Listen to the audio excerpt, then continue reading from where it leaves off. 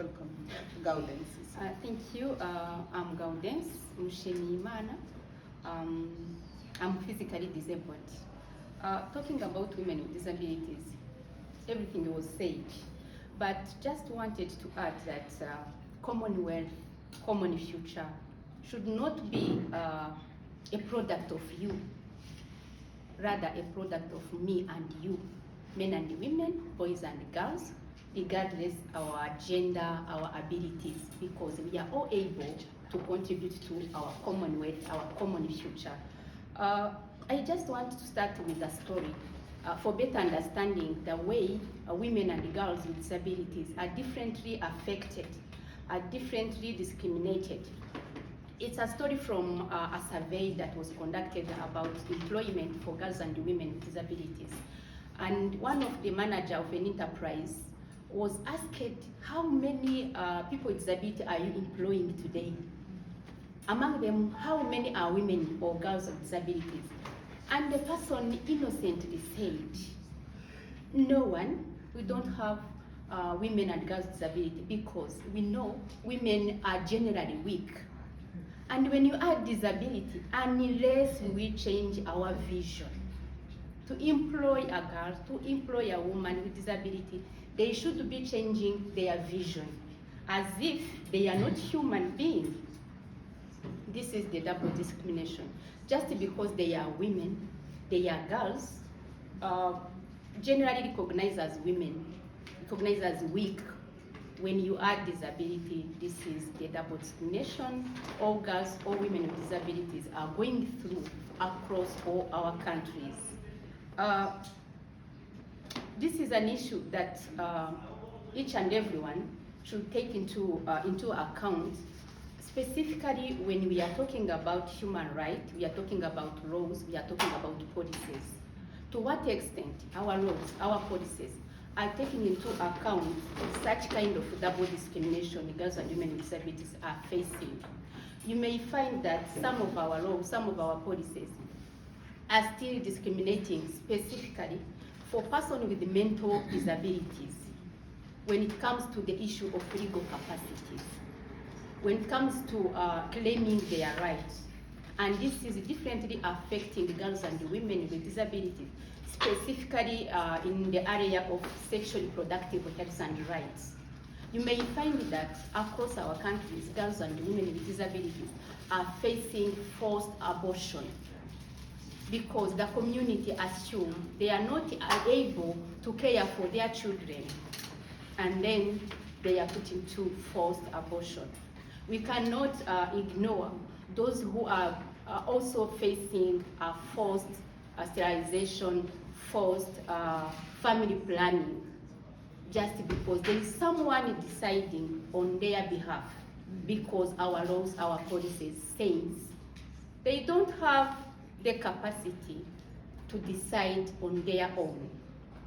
This is really an issue that girls and women with disability are still facing, although we are talking about human rights. There we have some that are prevented from enjoying their human rights. Again, disability should not be an issue for people with disabilities organization. When you look at how we are budgeting, when we look at all the processes, it seems like disabled people organization, they are the only one heading all the issues of person with disabilities. And even people will be referring to, go to your organization. I'm going to call your organization. I know an organization of women with disabilities that can help you, as if she is not a woman, she's not a girl like others. We are women, we are girls, like all women, like all girls, regardless our different abilities. And we need to be part of women movement. We need to be part of youth movement because we are youth, we are girls, we are youth. And then from there, we may say, some people say education is key, employment is key, economic empowerment is key. But what is key for girls and women, for people with disabilities in general? It might not be education, it might not be economic empowerment, it might be what? Accessibility, assistive devices. If not, accessibility is not there. If you don't have access to assistive devices that we need, you may not find us in education, in schools. You may not find us everywhere because we are missing the most important thing, to be where you want us to be, to be on the table where you want us to be. Lastly, gender equality should not be achieved if girls and women with disability are left behind. Why?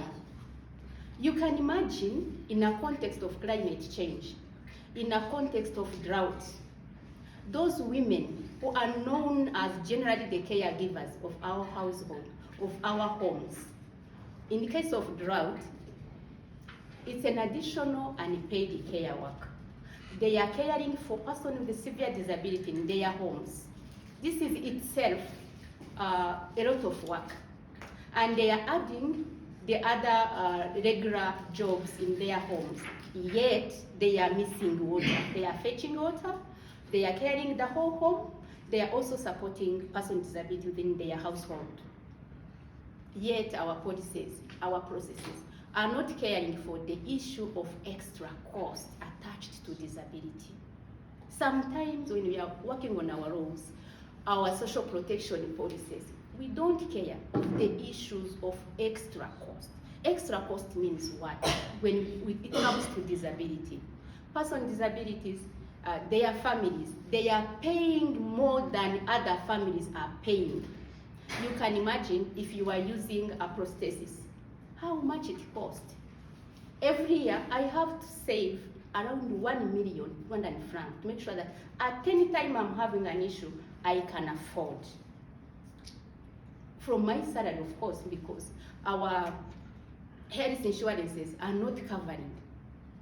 If they are not covering, it's up to me to make sure that I have saved some money. So I'm not going to save for house, I'm not saving for future investment, I'm saving for prosthesis. And this is poverty, regular poverty for girls and women with disability who have no access to education, to employment, nothing. So I call upon each and everyone that to make sure that wherever we are on the table, we bring in the issues of including women and girls with disability, recognizing the double discrimination they are facing. Thank you.